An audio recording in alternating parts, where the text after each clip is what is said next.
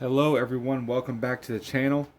This is another one of the first ones I've done in a while. It's been a while since I made one on the channel about any type of gun or anything like that. This is my 350 Legend, which is made by CVA. It is the CVA Scout with the matte finish blued barrel. It is a 20-inch barrel. Also, for an optic, I have the Vortex Crossfire 2 2-7 by 32 millimeter on here. Does a great job. I wish that I had something that would zoom a little bit more, but it's cool just to have enough. I think that this scope matches perfectly with this gun.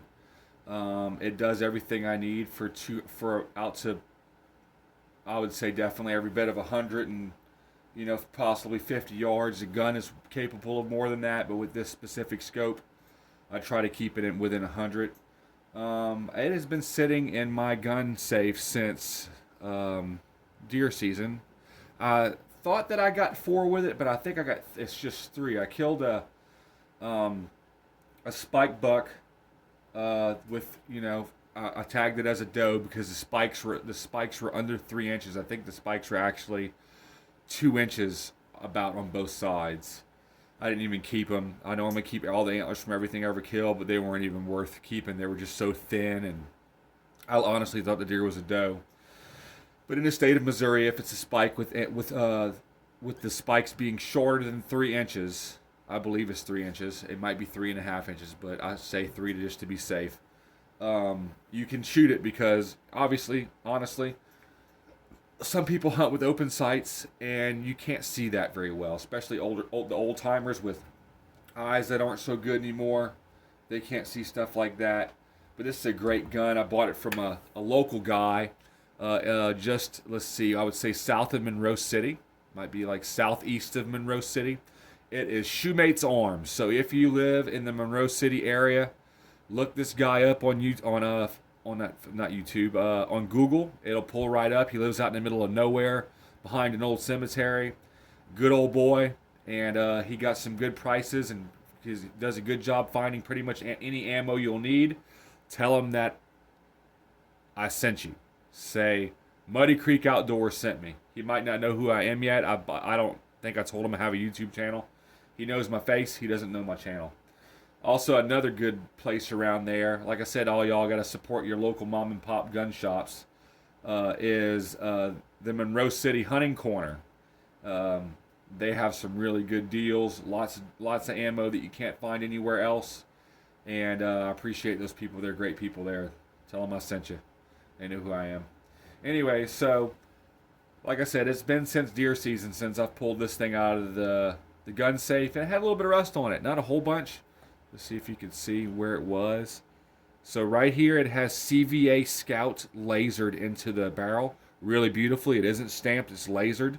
So it doesn't affect, if you think about it, possibly if they stamp the barrel, it probably won't do anything to your rifling on the inside. But I think it's way more professional that they laser it. And they also lasered in the caliber right here behind it. The whole barrel together is 20 inches. So it is classified as a 20-inch barrel. That's how you do it, from breech to muzzle, 20 inches. So the gun is a great gun. It's a super sturdy gun, nice weight to it. I like everything about it. I had some issues initially with the extractor letting go of the shell once it pulls it backwards. Like it would kind of get stuck a little bit, but that gets better and better. That was just a fluke. I'm pretty sure my specific gun was a lemon when it comes to that specific part. Since then, I haven't had much issues with it. I worked with it. I put a spent casing in and would pull the spent casing out, would put it in, then would pull it out, then would put it in, then would pull it out. And after working with it for a while, I think I kind of smoothed it out, and it's doing really good now. Regardless, I found a really good technique of getting it out. I pull down and out at the same time, and it does way better that way. So with this gun, I killed, like I said, that spike buck. I killed a button buck and another deer. Anyway, for some reason I was thinking it was 4. I said that in a video a while back. I was wrong about that. I apologize. But it is a great gun. Every single deer that I have shot with this gun not only did I get through and through penetration, like the deer either dropped in their tracks or ran no more than 30 yards and died. Like every single deer that I shot with it, I watched fall or I watched fall. Like I watched them all fall. So it's a great gun, good knockdown power. The bullets I was using, if you were wondering, I have them right back here. They are the 350 Legend, obviously. Winchester Super X PowerPoint. They're 180 grain, and they do a great job. This is an empty box. I save them because at some point I would like to reload them. A lot of people pick their gun, whatever their favorite deer rifle is. Some honorable mentions, for instance, 308, 30-30 Winchester. Those are great guns. I am a big fan of both of those. I've killed 4 deer with a 308, 4 deer with a 30-30, 3 deer with this, 5 or 6 deer with my 6.5 Grendel. I've killed deer with 6.5 Creedmoor. I've killed deer with 30-06 and 7.62 by 39. A good many calibers I've shot and killed deer with. But out of all those, for the area that I hunt and the type of areas in northeast Missouri, my most favorite guns, I would have to say, for hunting areas like these, as far as knockdown power and penetration, is not in this specific order, but these 3 guns: 308, 350 Legend, 30-30 Winchester. I'm a big fan of all those. The only thing I do not like about 30-30 is it's not available in a lot of platforms, and I'm thinking the reason is because of the style of casing it is, where it is a rimmed cartridge, unlike a lot of cartridges they consider to be non-rimmed. I think that's the way that you say it. Basically, a rimmed cartridge, the rim sticks out further than the outside diameter of the rear shell casing. So if you ever look at a 30 bullet, you'll see that on there. I think that is the biggest reason that doesn't exist in more platforms, but you can get them in single shot rifles like this one. If CVA, if y'all are out there and y'all can hear me, if y'all happen to watch this, you should consider making one of these CVA scouts just like this one, but chambered in 30-30 Winchester. That would be amazing. I would be one of the first people to buy one, because the ammo is nice and cheap, and 30-30 has been tried and true. It is field proven, and it is a deer slaughtering bullet. Like, it is probably the number one in the United States, right up there with 30-06 and all that. 270, 308, 30-30, and 30-06 are probably the top 2. But I tend to lean more towards the 30-30, just because I don't get chances to shoot super far, and less recoil. If I would like to let a youngster shoot my rifle, I wouldn't have to worry about them being scared away after shooting their first shot with a gun that kicks too much. 30-30 has always been nice light recoil. This gun here doesn't kick too much. I'm basically making this video today because I pulled it out of my gun safe and realized it had a little bit of rust on it. Just a little bit on the lasered area here and along the side of the barrel, in the crack of the stock in the barrel. But I sprayed some of this Browning gun cleaner on there. Smells like fast orange. This stuff does a good job. Looks like a shotgun shell. If you can get this stuff anywhere, I'd pick some of this stuff up. This stuff does great. This, I think it says I got this, okay, at Doc Holliday's General Store. I'm guessing I got this in Springfield, Missouri. That's where this come from, possibly. Or I'm not 100%. Anyways, if you could find some of this, definitely pick some up. It does a great job. It doesn't leave any type of a stickiness on your gun. It comes out nice and smooth, like this gun's right out the factory. It says that on there. Aggressive removal of grease, dirt, carbon, and powder fouling. Cleans working parts of firearm action, trigger, assembly, and hard-to-reach areas, which it did do. Like, even though I couldn't wipe it very good in there, it loosened up all that rust, and it just kind of dripped out the end, and I was able to clean it off that way. And it does evaporate really quickly, and like I said, it didn't leave any sticky residue. I am a big fan of this stuff. I wish that I got more. It does foam. It's like a foaming cleaner. It comes with a little straw that's normally in this little piece of tape, but I happen to lost my piece.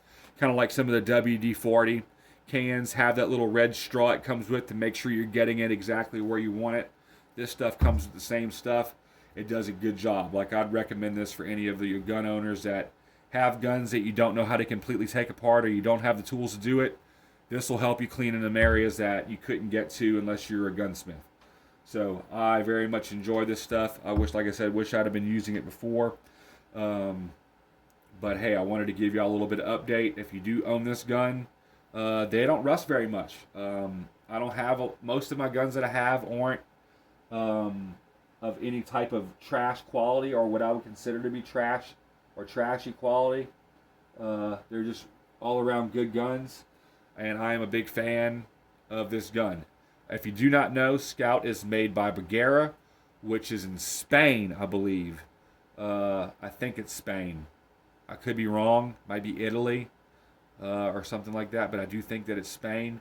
And if you don't know anything about Bergara, Bergara is known for their amazing barrels. This gun is definitely a cut above. It groups really well for the type of bullet that it is, especially. You might be able to get a little bit better grouping out of a 22-inch barrel. But I like the size of this one and the compactness of it. It's just an all-around beautiful gun. I like how the ergonomics of the gun. I mean, it's got this really cool trigger guard that you just kind of pull on this handle in the bottom of it. Opens up the gun there so you can get the shell out. And it just does everything that you want it to do. It really is a great gun. So if you ever get a chance to get your hands on one of these, just for like a truck gun for shooting coyotes or whatever, it doesn't have to be in 350 Legend. I believe that this same gun comes in 223, I think. 7mm 08, 4570 Government, 44 Magnum, 350 Legend, 35 Wellen. If you don't know about that one, that is a 30-06 necked up to 35 caliber. I have never shot one, but they seem to be pretty cool. I think they make this in 308 and 6.5 Creedmoor. Like I said, I just wish they had some more bread and butter rounds.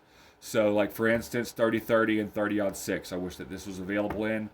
Also, it would be cool to have it possibly available in 6.5 Grendel, or some of your more of a coyote and varmint rounds. That would be really nice also. So if y'all are listening to that, and you work at the company that makes this stuff, maybe you could maybe put in a word and see if they can, make some in those calibers, because that those calibers are really good for hunting and whatever else. Also 6.5, I'm sorry, not 6.5, 7.62 by 39. That is a really great bullet, and it's really readily available. It's easy for people to get their hands on. It'll be really cool if y'all out there at CVA or Bergara would make one of these in that caliber, because a lot of us out here are really big fans of this gun.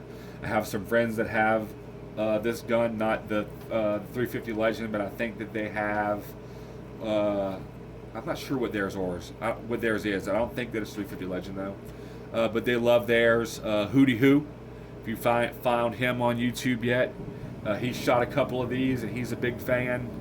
They're just a great gun. I'm glad that I bought it. It is definitely my main deer rifle as far as hunting in this area. Normally, recently, or years before, I had been hunting with my 6.5 Grendel. It does a job, but I have never gotten a pass through on a deer with that gun. It could be because of where I hit it. It could have been just because of the bullet that I was shooting. I really want something that is that holds more weight, more weight retention. Been wanting to get the Spear Gold Dot to reload, the 120 grain Spear Gold Dot. I got some Bourne's TSX tipped 120 grain all copper bullets. I haven't tried those yet, but they seem to be really, really, really nice. Have good reviews on those. Might give them a shot. Cool thing about 350 Legend, if you have ammo and you've shot and you have a bunch of brass like I do, I probably have, 300 or so rounds of empty brass ready to reload. I just got this one here. This is the one I've been working with. I had been working with the extractor to try to get it broken in well, and it worked. Just using a spent casing to work out the extractor, got rid of the issue. But you can reload any 9mm bullets into a 350 Legend, and it'll work just fine. That's exactly what these are. They're a .356 ish is about what these are, 357, 9mm, that's all the same thing. So if you have a bullet that you like a lot for 9mm, that you think is capable of killing a deer, you could load it into these. Or if you just want to do some plinking and you have some full metal jacket 9mm bullets, those will work in this also. So that's kind of what I'm planning on doing. I've had a few chances to buy some ammo recently. That was the Winchester 145 grain full metal jackets, but I just decided against it. There's really no reason for it. I'm not going to do anything with it. It'd be cool to shoot it, but I'm really wanting to, I don't want to just sit there and shoot up a whole box unless I have to. This gun's pretty much set up. I don't want to do anything to it, so I'll only shoot it. Like, say if I get a box of something new and I want to group it through this thing, obviously I'm going to do it and let y'all see the results of that, because I'd want to see them. There isn't a whole bunch about this specific gun on YouTube here yet, so that's why I'm just giving y'all a little bit of update. Anyway, I hope that y'all enjoyed the video, didn't mind me running my mouth. As always, like and subscribe if you want to support the channel. The link to my Patreon is down in the description of the channel. I appreciate all of y'all. God bless you. See you next time.